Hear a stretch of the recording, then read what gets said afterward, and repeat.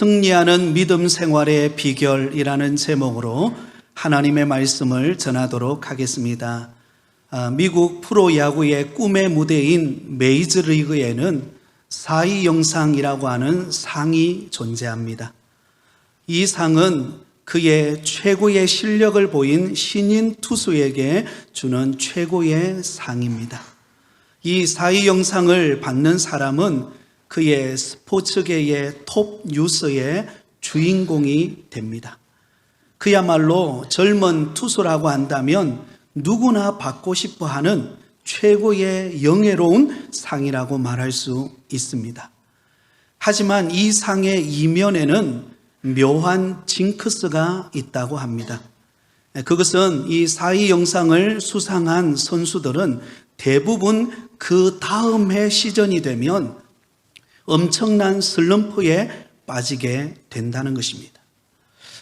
이런 슬럼프에 빠지는 이유는 크게 두 가지 이유가 있는데요. 하나는 4위 영상을 수상한 투수들이 천하를 얻은 것처럼 방심하고 자만에 빠지기 때문이라는 것입니다. 4위 영상을 수상한 선수들은 갖가지 행사와 또 광고 촬영 등으로 정신없이 바쁜 일정을 보냅니다. 그러다 보니까 훈련과 자기 개발을 하는 시간을 게을리하게 되고, 그래서 그 다음 시즌에 슬럼프에 빠지게 된다는 것입니다. 또 다른 한 가지 이유가 있는데요. 오프 시즌 동안 다른 모든 팀들이 그 4위 영상을 수상한 투수를 철저히 분석하고 연구를 한다고 합니다. 그의 약점을 공략하는 방법을 찾아내는데요. 그래서 그 다음 시즌이 되면 그 신인 투수가 집중적으로 공격을 당하기 때문에 슬럼프에 빠진다는 것입니다. 그러므로 4위 영상이라고 하는 이 영예로운 상을 받고 난 다음, 그때가 더 훨씬 더 중요한 시기라는 것입니다. 지속적인 승리를 얻기 위해서는 부단한 훈련과 자기 개발이 뒤따라야만 한다는 것을 교훈하고 있습니다. 여러분, 이와 마찬가지로 믿음 생활하는 우리 모든 성도들은 항상 승리하는 믿음 생활을 하며 살아가고 싶어 합니다.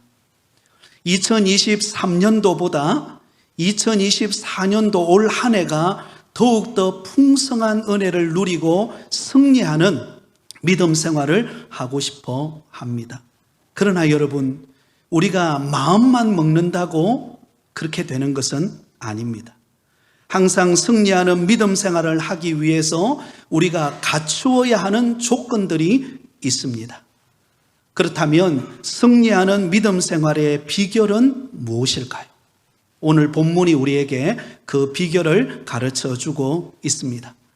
오늘 우리가 함께 읽은 이 본문의 말씀은 부활하신 예수님께서 하늘로 승천하시고 난 다음에 제자들이 약속하신 그 성령을 기다리며 보인 그들의 행동들에 대하여 소개하고 있습니다. 이미 우리가 살펴보았듯이 부활하신 예수님께서 40일 동안 지상에 머물면서 제자들에게 간곡하게 부탁하신 말씀이 있었습니다. 사도행전 1장 4절과 5절입니다. 사도와 함께 모이사 그들에게 분부하여 이르시되 예루살렘을 떠나지 말고 내게서 들은 바 아버지께서 약속하신 것을 기다리라. 요한은 물로 세례를 베풀었으나 너희는 몇 날이 못되어 성령으로 세례를 받으리라 하셨느니라. 여러분, 예수님께서 40일 동안 지상에 머무시면서 제자들에게 간곡하게 부탁한 말씀이 무엇입니까? 예루살렘을 떠나지 말고 아버지의 약속하신 것을 기다리라 라는 명령이었습니다. 예수님은 이 명령을 남기시고 그들이 보는 가운데 하늘로 승천하셨습니다. 그러자 드디어 제자들은 약속하신 성령을 받기 위해 그들은 믿음의 행동들을 취하게 됩니다. 오늘 본문에 이 제자들이 취하는 이들의 믿음의 행동은 바로 오늘 이 시대에 오늘을 살아가는 우리 성도들이 승리하는 믿음 생활을 하는 비결이 무엇인가를 가르쳐 주고 있습니다. 그렇다면 제자들이 취한 이 믿음의 행동을 통하여 우리가 승리하는 믿음 생활을 하려면 어떻게 해야 합니까?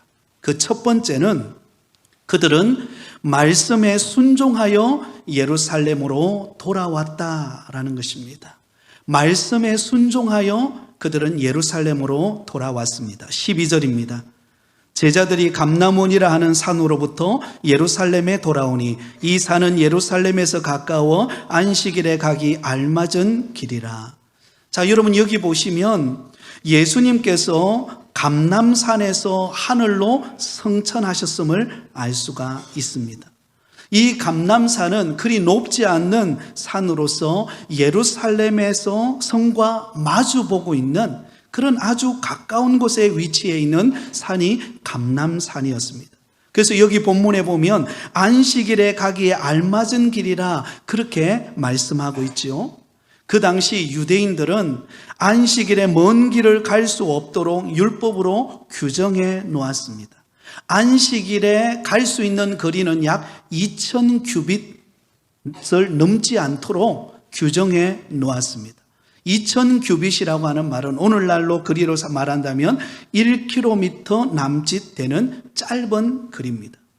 그러니까 감람산에서 예루살렘까지 가는 그 길은 안식일에 가기에 알맞은 길처럼 약 한 1km 정도 떨어져 있는 거리였습니다.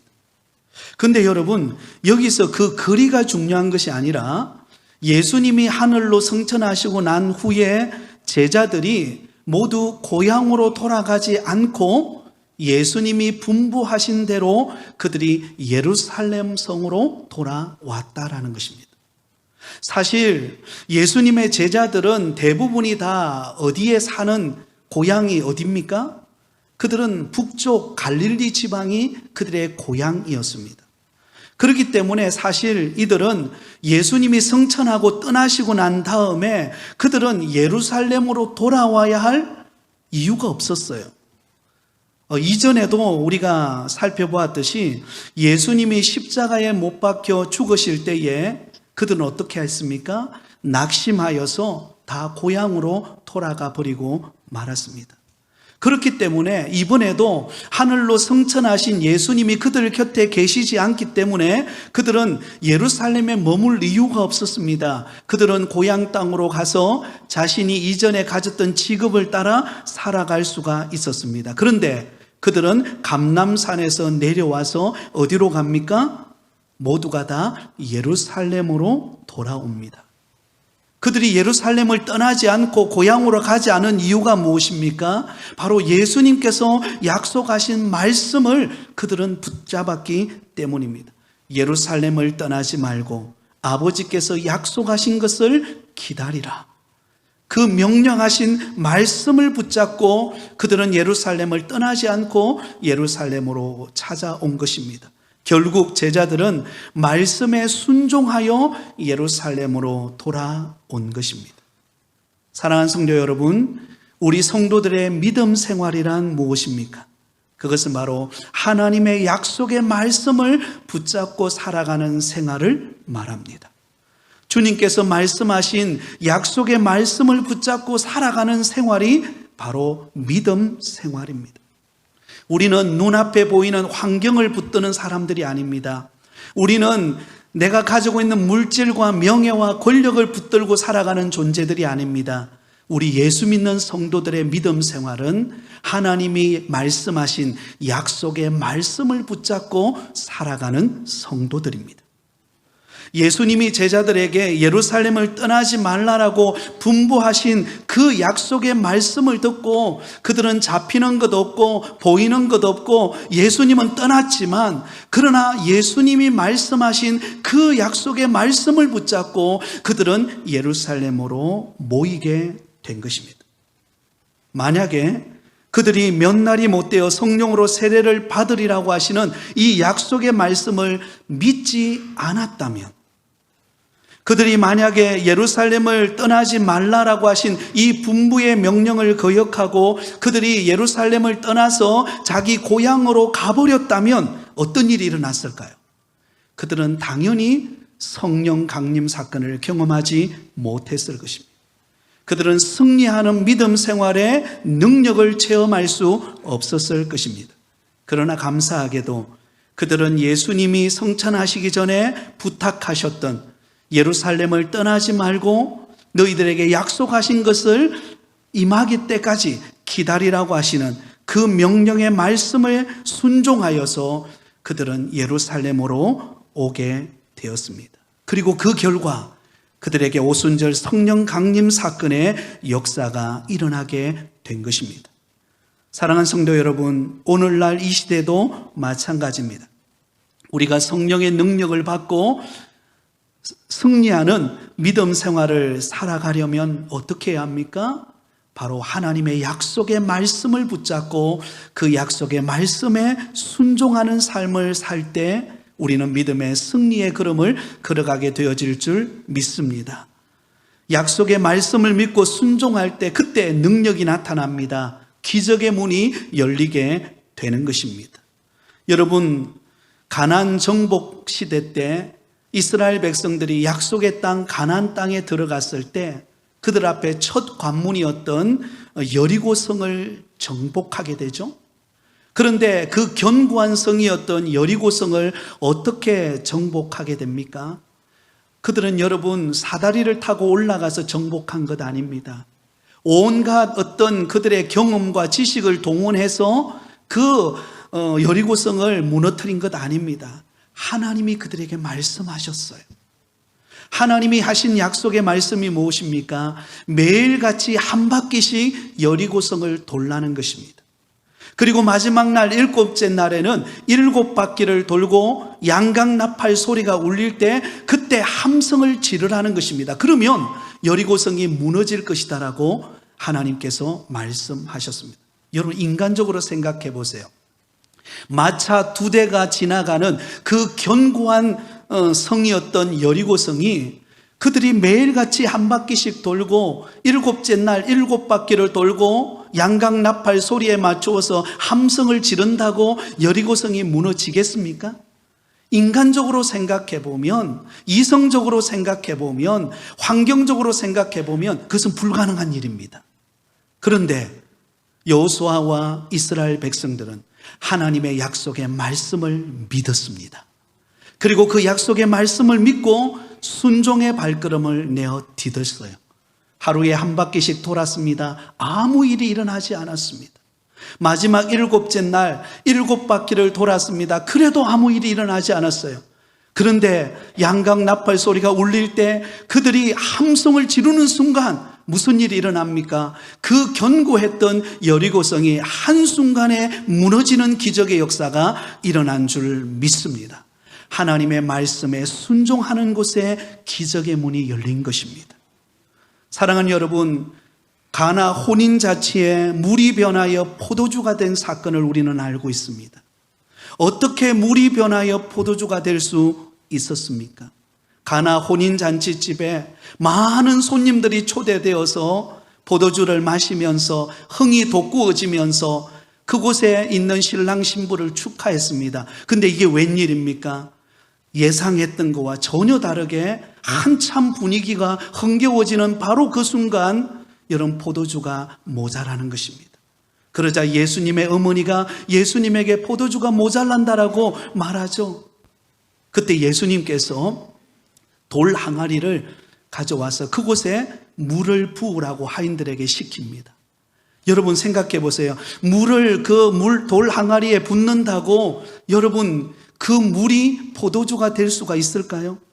인간적으로 계산해 보면, 세상적인 관점으로 계산해 보면 그건 불가능한 일입니다. 그런데 하인들이 그 예수님의 명령을 듣고 그들은 그곳에 물을 붓습니다. 그리고는 그 물을 떠서 그 손님들에게 나누어주라고 명령합니다.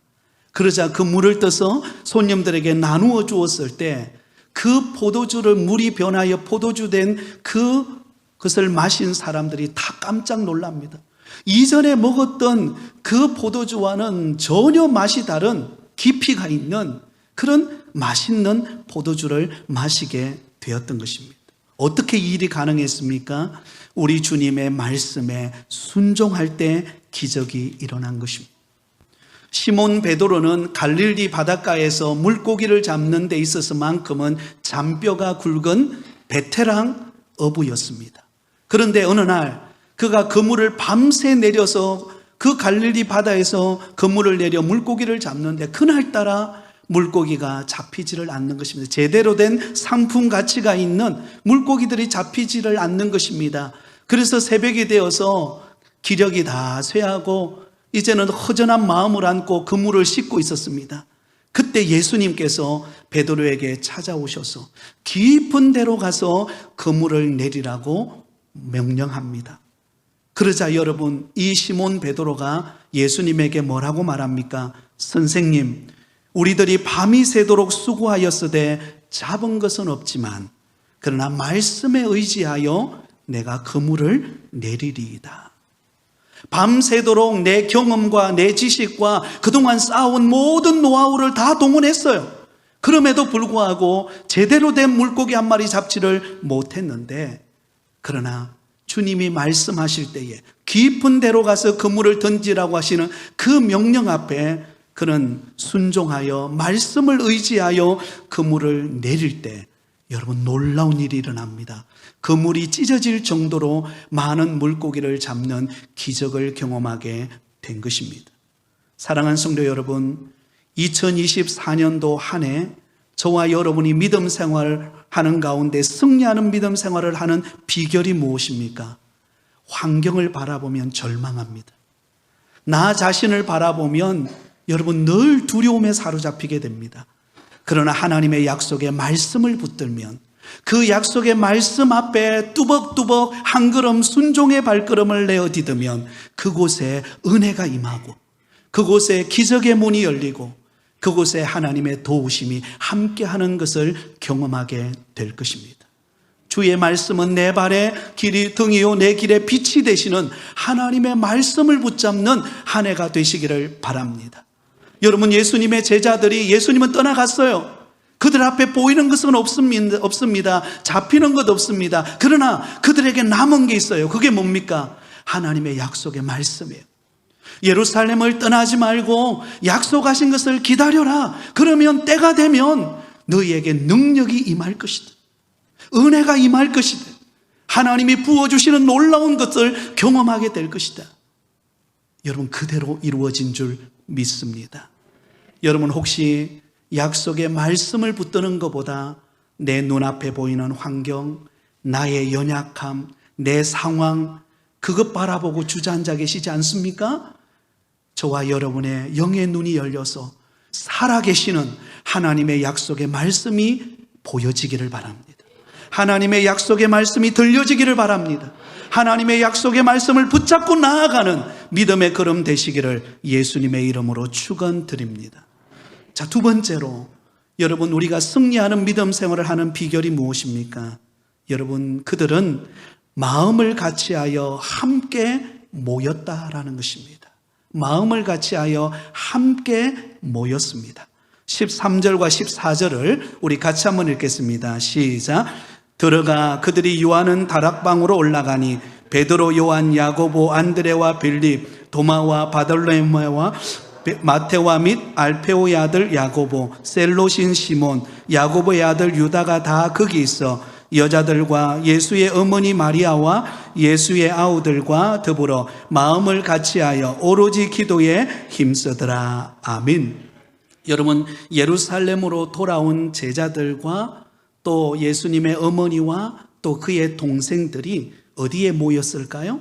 마가 다락방에 모였습니다. 대부분 학자들은 이 다락방을 마가의 다락방으로 말합니다. 이 마가 다락방이 예수님 시대에 아주 유용하게 사용되었던 장소였습니다. 예수님은 이전에 이 다락방에서 제자들과 함께 최후의 만찬을 가졌던 곳이기도 합니다. 또한 부활하시고 난 이후에 두 번이나 이 다락방에서 제자들을 만나 주셨습니다. 이런 기록 외에도 예수님은 이곳에 자주 찾아가셨습니다. 아마 여러분들 가운데 성지순례를 가보신 분이 계시겠지만 이 마가다락방은 반드시 방문하게 되는데요. 이 마가다락방은 2층에 위치해 있는데 약 한 20에서 30평 남짓 되는 그런 공간이 있는 그런 다락방입니다. 이곳에 다 모아서 가득가득 채우면 약 한 120명 정도 들어갈 수 있는 그런 공간이었습니다.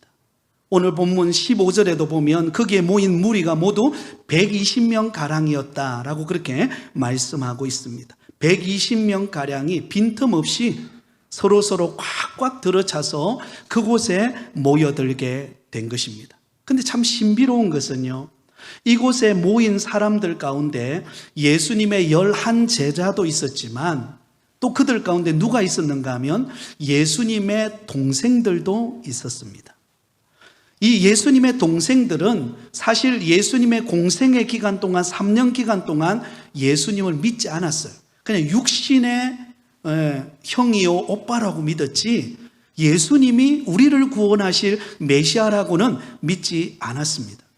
그런데 예수님께서 십자가에 못 박히시고 3일 만에 부활하시고 난 다음에 부활하신 예수님을 그들이 보았을 때 그때 드디어 예수님을 인격적으로 영접하고 예수님이 우리를 구원한 메시아이심을 믿게 되었습니다. 그러자 이 예수님의 동생들도 여러분 이 마가 다락방에 함께 동참하여 모이게 되었다라는 것입니다. 다 같은 마음으로 함께 모여서 하나님이 약속하신 성령을 기다렸습니다. 예루살렘을 떠나지 않고 순종하여 한마음 한뜻 되어 그곳에 모여든 것입니다. 남녀노소를 불문하고 그들은 그곳에 모여서 함께 시간을 가졌습니다. 여러분, 이들이 마가다락방에 함께 모였을 때 그곳에는요 놀라운 시너지 효과가 일어납니다. 서로 위로하고 서로 의지하고 서로 용기를 주고 얼굴만 보아도 감격스러운 그런 모임이 이루어지게 된 것입니다. 그러자 여러분 그곳에 성령이 임한 것입니다. 여러분, 불 속에 있는 장작개비들이 있죠. 이 장작개비가 활활 타오를 때 그것을 빨리 끄트릴 수 있는 방법이 있습니다. 그것이 무엇입니까? 그 장작개비를 따로따로 두는 것입니다. 활활 타오르는 그 장작개비를 따로따로 두면 어떨까요? 얼마 지나지 않아서 그 불은 소멸되고 꺼져버립니다. 그런데 여러분, 이 장작개비를 함께 모아놓으면 어떨까요? 그곳에는 불이 활활 타오르고 뜨거워지고 오래가게 되는 것입니다. 그러므로 마음을 같이하여 함께 모인다는 것이 얼마나 큰 은혜고 얼마나 큰 축복인지 모릅니다. 함께 모여서 예배하고 함께 모여서 찬양하고 함께 모여서 봉사하고 함께 모여서 친교하고 은혜를 나누는 것이 여러분 주 안에서 우리가 은혜 받는 길이고 또 하나님께서 주시는 능력을 체험하는 길이라는 것을 잊지 마시기를 바랍니다. 여러분, 아마 코로나 지난 3년의 시간을 보내면서 그런 생각들을 많이 하셨을 것입니다. 그 코로나 3년 기간 동안 우리는 모이고 싶었지만 모일 수 없는 환경과 여건이 있었습니다. 그래서 여러분, 우리 교회도 보면 새벽에 모여서 예배를 드리고 그리고 새벽에 예배 드린 것을 녹화를 해서 주일 오전에 유튜브를 통해서 그 방영되는 녹화된 그런 예배 현장을 함께 예배 드리고 했던 기억이 있지 않습니까? 그때 우리가 다짐했던 게 무엇입니까? 우리가 함께 모여서 예배하고 함께 모여서 주를 섬기는 것이 얼마나 은혜인가, 그것을 사모하고 우리는 눈물로 기도했습니다. 3년이 지났어요. 이제는 코로나가 더 이상 없습니다. 물론 개별적으로는 있겠지만 그런 제한적인 것은 없어요. 그럼에도 불구하고 우리는 그때 다짐하고 결단했던 그 모이고자 하는 그 열망, 그 은혜가 어느 순간 우리 안에 식어져 버리지 않았는가를 한번 돌아보실 수 있기를 바랍니다. 여러분, 초대교회 성도들은 날마다 마음을 같이하여 성전에 모이기를 힘썼다라는 것을 기억하실 수 있기를 바랍니다. 사도행전 2장 46절에 이렇게 기록되어 있습니다. 사도행전 2장 46절입니다. 날마다 같이 읽습니다. 날마다 마음을 같이하여 성전에 모이기를 힘쓰고 집에서 떡을 떼며 기쁨과 순전한 마음으로 음식을 먹고. 여러분, 초대 예루살렘 교회 성령 받았던 성도들은요, 날마다 교회에 모이기를 힘썼습니다. 함께 모여서 예배하고 함께 모여서 교제하고 또 흩어져서는 집에 모여서 또한 떡을 떼면서 기쁨과 순전한 마음으로 음식을 먹으면서 받은 은혜를 간증하고 나누는 일들이 일어났어요. 여러분, 여기 보면 힘쓰다라는 단어가 나오는데요, 성전에 모이기를 힘썼다라고 할 때 이 힘쓰다라는 말은 내게 한가로운 여유가 있기 때문에 모인 것을 힘썼다는 의미가 아닙니다. 여기서 힘썼다라는 말은 모일 수 없는 환경 중에도, 핍박 가운데서도 그들이 모이기를 힘썼다는 거예요. 여러분, 사실 초대교회 성도들은 모이기가 쉽지 않았습니다. 왜냐하면 그 당시에 핍박이 심했기 때문입니다. 위협이 가해졌고 사회적인 불이익이 따랐고 또 온갖 예수 믿는 데 있어서 방해 요소들이 많았습니다. 그럼에도 불구하고 초대 교회 성도들은 어땠습니까? 날마다 마음을 같이하여 모이기를 힘썼어요. 왜냐하면 모일 때 승리하는 믿음 생활을 할 수 있음을 알았기 때문입니다. 모이는 곳에 은혜가 임하고 모이는 곳에 성령의 불이 임하고 모이는 곳에 내 마음속에 있던 모든 근심과 걱정이 떠나가는다라는 것을 깨달았기 때문입니다. 그래서 초대교회 성도들은 모이는 일에 힘썼어요. 모여서 예배하고 찬양하고 기도하고 마음을 나누고 그런 은혜가 임할 때 여러분, 초대교회 안에 놀라운 부흥의 역사가 일어났다라는 것을 알 수가 있습니다. 사랑하는 성도 여러분, 모이기를 힘쓰는 여러분 되기를 바랍니다. 여러분, 지치셨습니까? 때로는 환경의 어려움이 내 눈앞을 가리고 어떻게 해야 될지 모릅니까? 은혜가 있는 곳으로 나오시기 바랍니다. 주일 예배에 참석하고 때로는 수요 예배도 나오시고 때로는 정말로 간절한 기도의 제목이 있으면 새벽을 깨워서 한번 나와보시기 바랍니다. 그곳에 하나님의 은혜가 임합니다. 우리 모일 때 주 성령 임하여서 우리의 심령에 회복이 일어나는 역사가 일어나게 됩니다. 여러분, 우리의 신앙을 무너뜨리는 마귀의 전략이 무엇입니까? 모이기를 패한다는 것입니다. 히브리서 10장 25절에 보면 이렇게 말씀합니다. 우리 같이 읽습니다. 시작. 모이기를 패하는 어떤 사람들의 습관과 같이 하지 말고 오직 권하여 그날이 가까움을 볼수록 더욱 그리하자. 모이기를 패하는 어떤 사람들의 습관과 같이 하지 마라. 말세가 될수록 악해질수록 모이기를 패하는 거예요. 모이는데 관심을 갖지 않는 것입니다. 그러나 여러분, 은혜가 있는 곳에는 모여야 돼요. 함께 모여서 은혜를 나누고 간증하고 정말로 하나님의 역사하심을 바라볼 때에 그때 그곳에 여러분 치유가 있고 회복이 있고 우리의 신앙이 다시 한 번 더 주님 앞에 쓰임받는 역사가 일어나게 됩니다. 그래서 감히 이렇게 강조할 수 있습니다. 교회당을 가까이 하는 것은 하나님을 가까이 하는 비결이라는 것입니다. 한번 따라해 볼까요? 교회당을 가까이 하는 것은 하나님을 가까이 하는 것이다. 여러분, 이 원리를 꼭 잊지 않기를 바랍니다. 2024년도 올 한 해 동안은 2023년보다도 올 한 해 교회를 더 가까이 하시기 바랍니다. 모이기를 더 힘쓰시기를 바랍니다. 그곳에 반드시 은혜의 회복이 일어날 것입니다. 마지막 세 번째로는 우리가 승리하는 믿음 생활의 비결은 무엇입니까? 여러분, 그들은 오로지 기도에 힘썼다라는 것입니다. 14절 중반절에 보면 이렇게 말씀합니다. 더불어 마음을 같이하여 오로지 기도에 힘쓰더라. 한번 따라해 볼까요? 오로지 기도에 힘쓰더라. 여러분, 예루살렘으로 돌아온 마가다락방에 모인 120명의 성도들이 그들이 마음을 같이하여 했던 일이 무엇입니까? 오로지 기도에 힘쓰는 일이었습니다.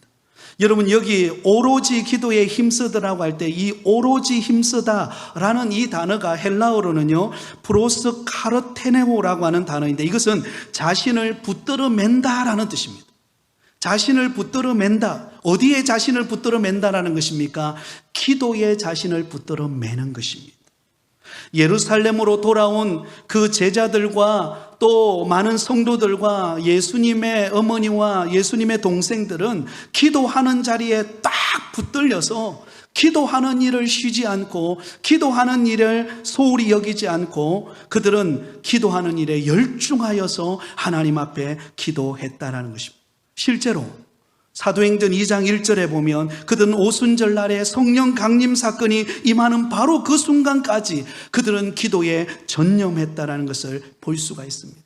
여러분, 그들은 단순히 몇 분 기도하다가 끝내는 기도가 아니었습니다. 그냥 형식적으로 기도하다가 많은 기도가 아니었습니다. 자기 일 할 것 다 하고 그래서 마지못해 남은 시간을 가지고 기도한 것 아니었다라는 것입니다. 성령이 강림하시는 그 순간까지 그들은 가장 우선적인 시간을 두고 기도하는 자리를 잡고 그들은 그 기도에 꽉 붙들려서 하나님 앞에 기도하며 매달렸다라는 것입니다. 여러분, 그들은 모여서 회의하는 일에, 토론하는 일에 많은 시간을 보낼 수도 있었습니다. 그렇지 않겠습니까? 예수님은 이제 성천하셔서 떠나가셨죠. 제자들과 그곳에 모인 성도들이 그들이 모여서 온갖 의논을 많이 할 수 있지 않겠습니까? 이제 예수님이 떠나갔으니 우리가 어떻게 해야 될까? 앞으로 어떻게 우리가 살아가야 될까? 어떻게 복음을 전해야 될까? 온갖 전략과 계획과 온갖 토론을 할 수도 있습니다. 그러나 그들은 그렇게 하지 않았어요. 그들은 모여서 오로지 기도하는 시간에 붙들려서 하나님 앞에 주실 성령을 기다리면서 그들은 하나님 앞에 기도하는 일에 매진했습니다. 그러므로 여러분, 우리가 기도하는 시간은 결코 인생을 낭비하는 시간이 아닙니다. 기도하는 시간은 우리 성도들에게 있어서 가장 효율적인 시간이라는 것을 기억하실 수 있기를 바랍니다. 빌 하이벨스 목사님은 그가 쓴 책 중에 너무 바빠서 기도합니다라는 책을 썼어요. 여러분, 우리는 너무 바쁘면 뭐하죠? 기도 안 하죠. 그런데 이 빌 하이벨스 목사님이 너무 바빠서 기도합니다라는 책을 썼어요. 그런데 그 책 내용에 보면 이 기도는 어떤가 하면 기도는 사실 우리에게 굉장히 부자연스럽다는 것입니다. 여러분, 우리가 막상 기도할 마음을 먹어도요, 막상 기도하러 나와도 이 기도가 잘 안 될 때가 많습니다. 그런데 이 부자연스러운 것이 있을 때, 그러나 기도하기 힘들지만 그러나 기도할 때 기도에 전념하기로 뜻을 세우고 결단하지 않으면 여러분 기도하지 못한다는 것입니다. 기도하려고 하다 보면 온갖 생각과 잡념과 근심과 걱정이 우리를 짓누른다는 것입니다. 그러나 그럼에도 불구하고 기도하는 것을 포기하지 말라는 것입니다. 기도하는데 매진하라는 것입니다. 그러면 기도하는 가운데 하나님께서 놀라운 일을 행하는 것을 보게 된다라는 것입니다. 사실 마가다락방에 모인 120명의 성도들은 너무나 절박했습니다. 예수님도 떠나가 버리셨죠.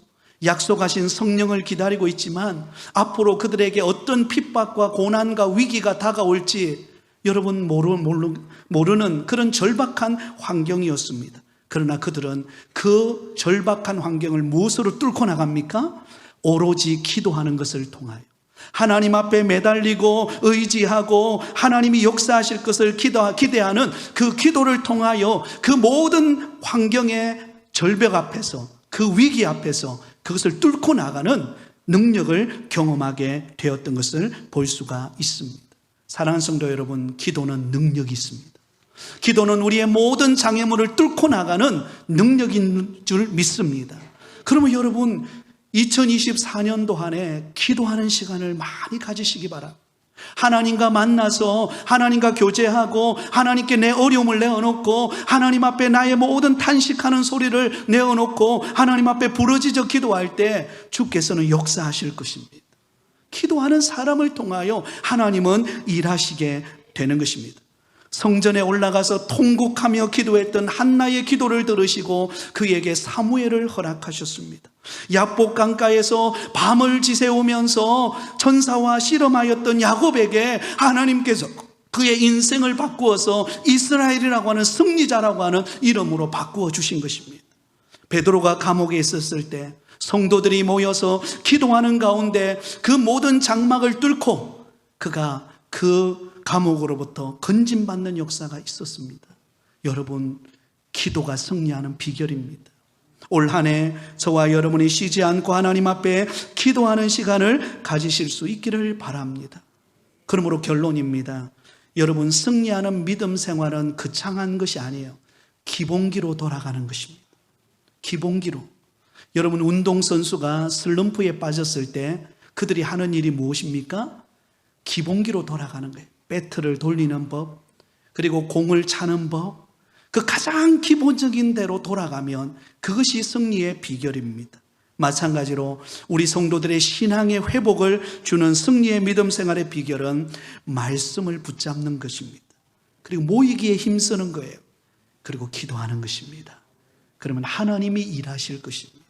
내가 일하는 게 낫겠습니까? 하나님이 일하는 게 낫겠습니까? 하나님이 일하실 수 있도록 우리 자신을 내어놓고 기도하는 가운데 승리하는 믿음 생활 되시기를 예수님의 이름으로 축원드립니다.